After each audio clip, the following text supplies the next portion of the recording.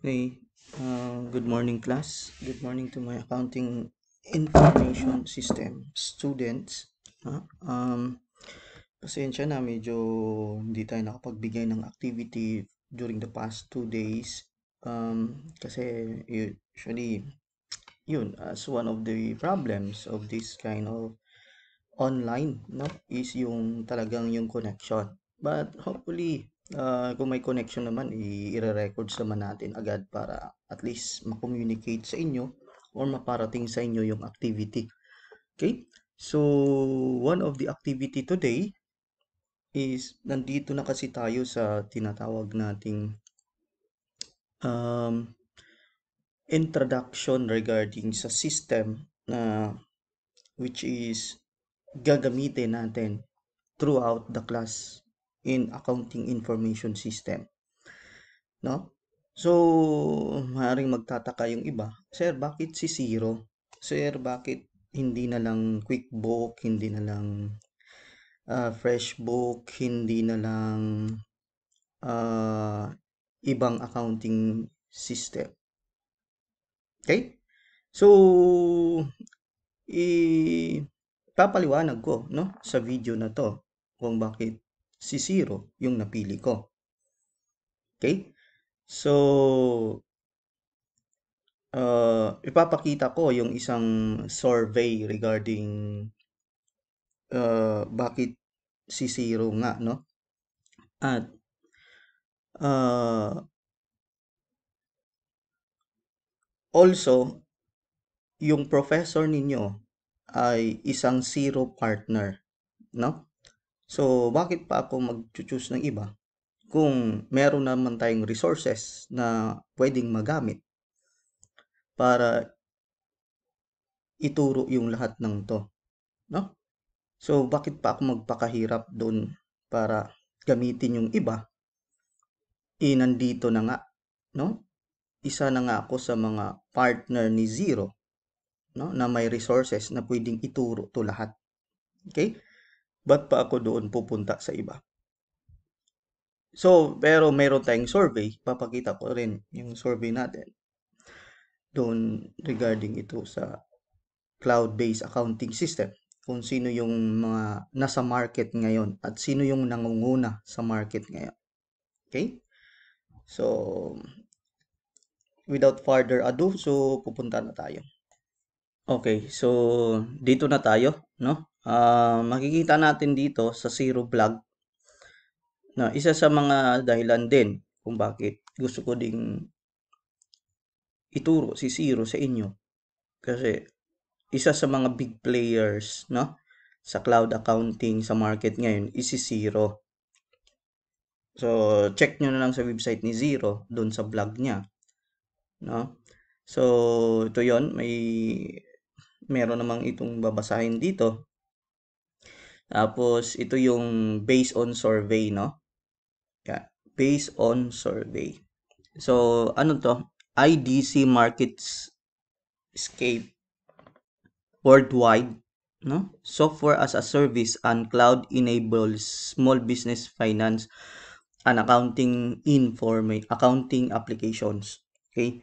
So, makikita nyo yung maraming mga participants, no? Pero hindi nilagay dito yung mga participants. So, para talagang matukoy kung sino yung nangunguna sa market. May contenders tayo, mayroon tayong tinatawag na major players. Okay? Yung mga major players dito is yung mga OneUp, Wave, Free Agent, Cashew, Accounting Seed, FreshBook, no? So yun na yung mga major players sa market. Pero meron talagang tinatawag sa market na tinatawag nating leaders, no? Sino-sino yung mga leaders? O, yan, mga leaders, no? Kita mo. Hindi ito gawa-gawa. Baka sabihin mo gawa-gawa, no? Source ng IDC 2020 na information, no? So, ayan yung mga leaders, no? Soho, si Intuit, alam na natin yun. Si Sage, at si Zero, yung ituturo natin. Okay? Um, Hindi ko masasabing swerte ka, no? Kasi nagkataon lang, no? Na yung professor mo is zero partner. Nagkataon lang. Siguro kung hindi nagkataon, malamang hindi tuturo to sa'yo. Sigurado yon, no? Hindi ituturo yan sa'yo. Okay? So, since nagkataon na zero partner, syempre, i-share ko na rin yung natutunan ko, no? Kaya nga naniniwala ako sa kasabihang share knowledge is not a dead knowledge. Okay? Pag naituro ko to sa'yo, sigurado ako na isi-share mo rin to, no? Sa iba. Yun yan sinasabi natin, hindi yung patay na kaalaman. Kasi ipapasa ng ipapasa mo eh. Unless na lang kung ayaw mong ipasa, ay patay na talaga yon, no? So, mapupersa ka ring ipasa or gagamitin tong kaalaman mong natutunan mo ngayon kung yung tinatrabahuan mong company ay belong sa SME at gumagamit ng zero. Okay, hindi ka pwedeng hindi mo gamitin yung kaalaman na to kasi hindi ka masasahuran, no? Or maghanap ka ng ibang trabaho. So, ganun lang yun kasimple, no? So, yun. So, sir, ano bang ibig mong sabihin? Kasi ayaw namin ng paligoy-ligoy. So, gusto na namin ng activity ngayon. O, mag-antay ka, ha? Mag-antay ka, wag kang apurado. So, so ganito ang pinapagawa ko. So, pinapakita ko lang sa'yo na one of the leaders doon sa market industry pagdating sa SME, cloud accounting, ay yun yung 1, 2, 3, 4, apat lang. No? Apat lang, bago-bago yan, 2020 yan na survey. Okay?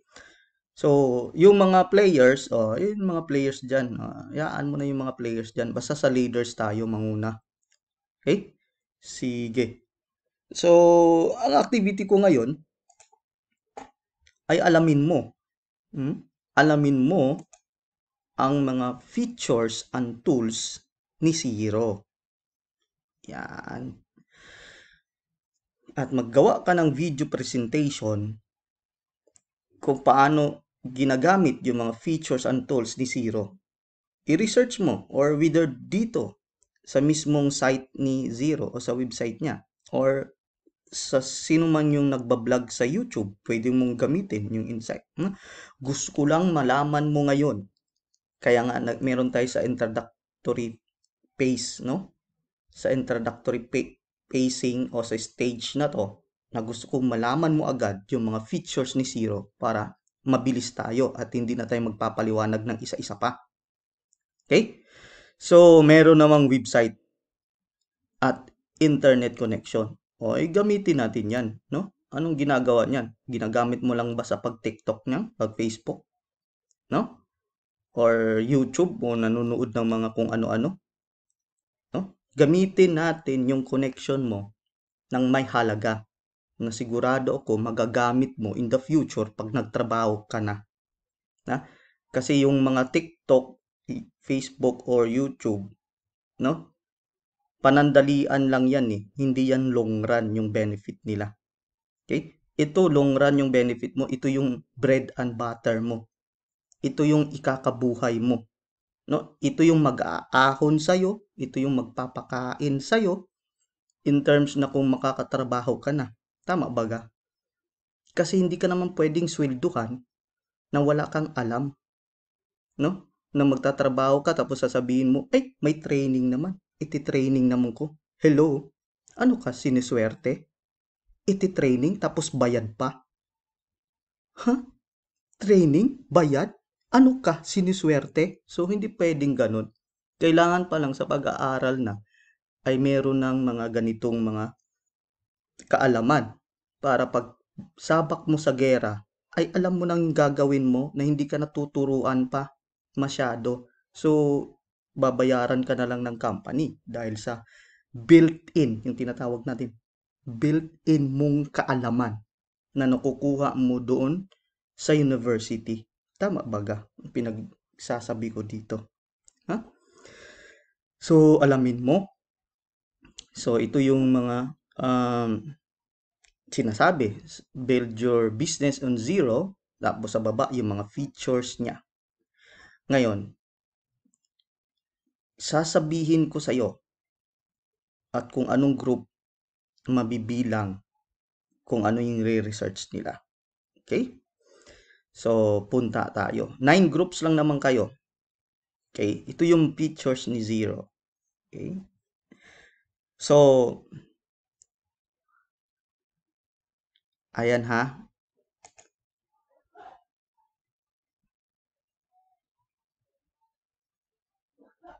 Ilan ba ito? 1, 2, 3, 4, 5, 6, 7, 8, 9, 10, 11, 12, 13, 14, 15, 16, 17, 18, 19, 20, 21. 21. 21. So, 21. 9 groups man kayo. 21 divide 9. So, tagda dalawang features lang. No? Sige. Okay?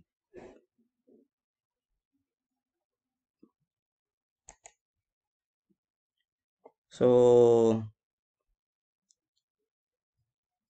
okay. Isulat nyo na. Ano? Isulat nyo na, no? Yung features ng no, itong features na to, invoicing inventory is group 1. So, i-discuss nyo yung features na yan, no?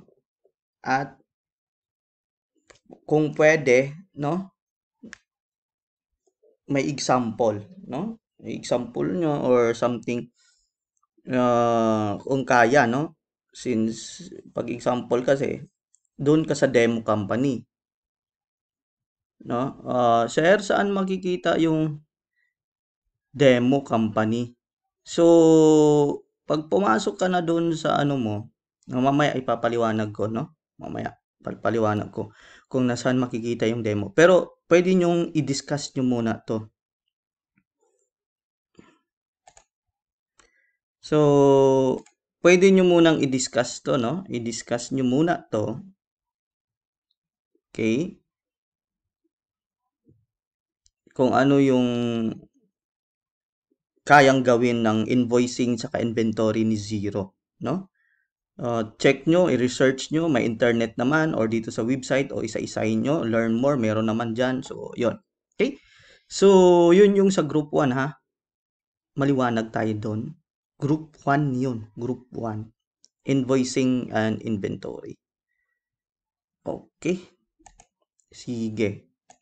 Tapos yung group 2 is yung ating dashboard. Yan. Yung dashboard tsaka yung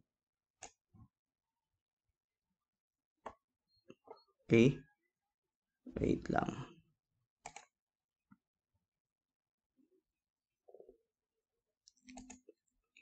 Kita natin. Yun. Yung ating ang group 2 ay yung dashboard at bank connection. Yun. Dashboard and isama mo na rin to. No? Yan yung group 2 ha.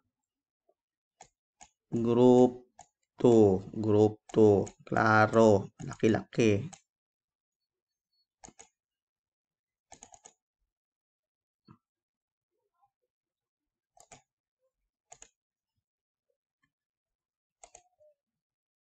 Okay? Group 2.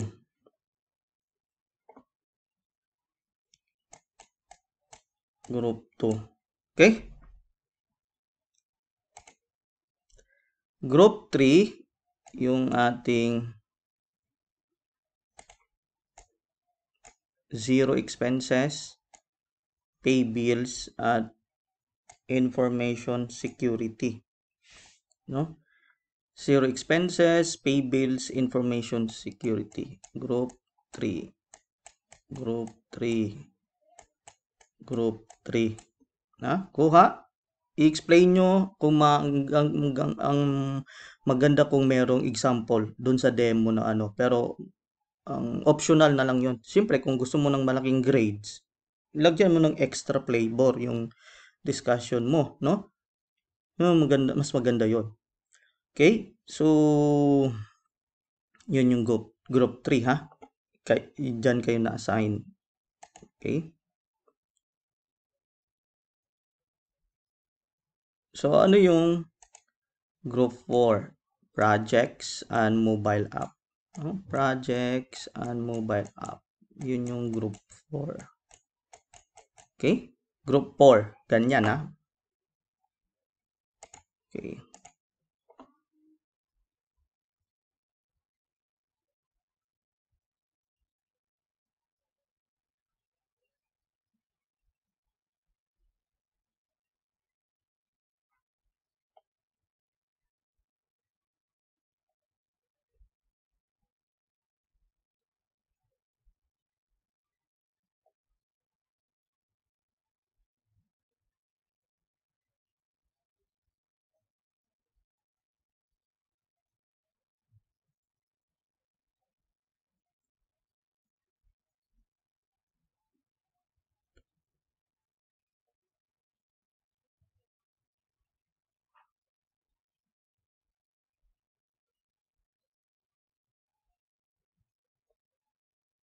Mhm.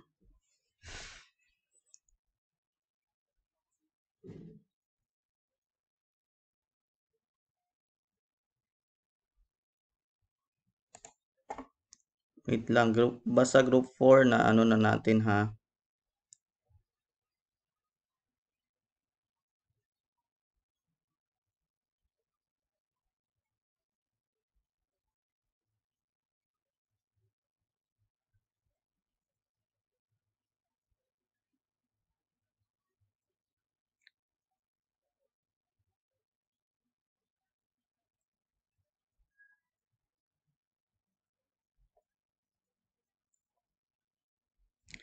Okay, so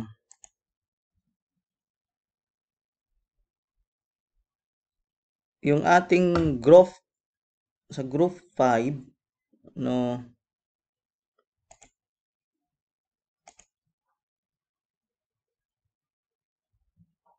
so codes and reporting, no, group 5, codes and reporting.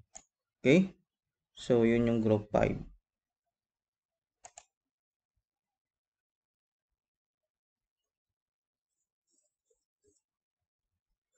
So group 6, accept payment tsaka post purchase order, no, group 6.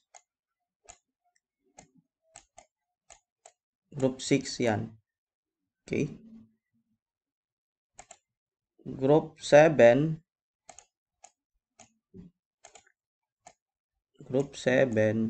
ito yun. Group 7, no? Multi-currency. Group 7. Group 7. Okay? So, group 7, ha?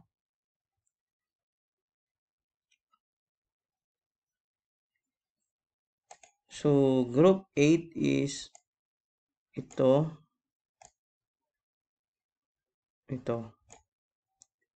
Group 8. Okay? Group 8. O, yan yung sa inyo, ha? Group 8. Sige. Tapos, yung group 9. So, yung group 9, ito, tsaka anong gamit niyan, no? So, yung group 9. Group 9. Group 9. Okay? Nagkaintindihan tayo. So, you make a video, i-explain mo kung anong gamit ng features ni Zero. Okay? So, yun. No? Tapos, may panghuli. Kasi sinabi kasi dito, tools, no? Sinabi kasi dito yung tools, no?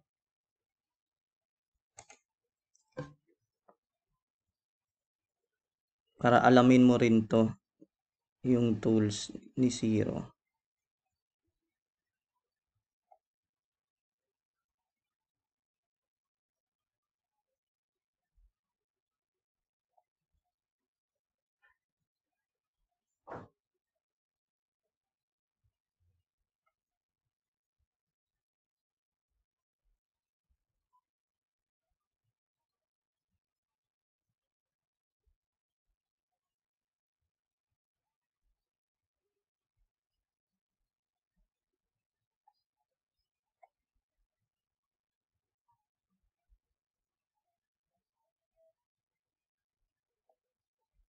Saan yung tools?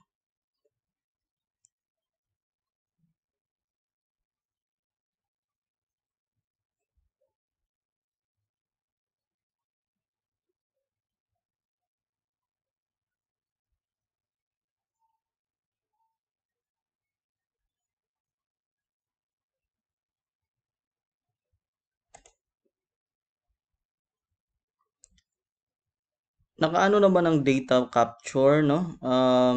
Ito yung ano, sa group 9, no?